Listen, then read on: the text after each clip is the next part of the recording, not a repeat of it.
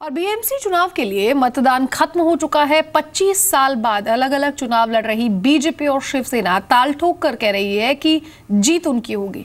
वहीं दूसरी ओर एनसीपी और कांग्रेस, जिन्हें भरोसा है कि मुंबईकर अब की बार जरूर उन्हें चुनेंगे। खैर, चुनाव नतीजे 23 फरवरी को आएंगे, लेकिन क्या इस चुनाव के बाद मुंबई के लोगों की दिक्कतों का हल निकल पाएगा? क्या रुके हुए प्रोजेक्ट्स तेजी से आगे बढ़ पाएंगे, या फिर रिजल्ट के बाद मुंबई का विकास बीजेपी शिवसेना की खींचतान में उलझ कर रह जाएगा?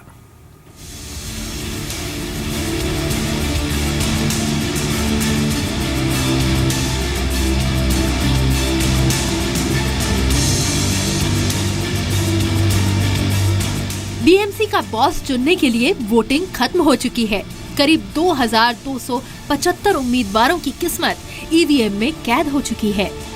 दुनिया के सबसे अमीर म्यूनिसिपल कॉरपोरेशन के चुनाव में वोटिंग के लिए कॉरपोरेट जगत के कई दिग्गज भी पोलिंग बूथ पर पहुंचे, जिनमें दीपक पारेख, निरंजन हीरानंदानी और टाटा ग्रुप के नए बॉस बने एन चंद्रशेखरन भी शामिल हैं। हालांकि बीएमसी चुनाव के परसेंटेज की बात करें तो वो अब की बार भी कम ही कहा जाएगा। बीएमसी चुनाव में बॉलीवुड के कई सितारों ने भी हिस्सा लिया। मुंबई में फिल्म इंडस्ट्री का रिस्पांस चुनाव के लिए कम ही दिखा, लेकिन रेखा से लेकर जोया अख्तर तक ने वोटिंग की। वहीं बीएमसी चुनाव के लिए वोट डालने सचिन तेंदुलकर भी पहुंचे। 25 सालों में ये पहली बार है जब बीजेपी शिवसेना 227 सीटों वाली बीएमसी के लिए अलग अलग चुनाव लड़ रहे हैं। जाहिर है, शिवसेना प्रमुख उद्धव ठाकरे के साथ ही महाराष्ट्र के सीएम देवेंद्र फडणवीस की साख भी बीएमसी चुनाव में दांव पर है। 2012 के चुनाव में बीजेपी शिवसेना ने एक साथ चुनाव लड़ा था।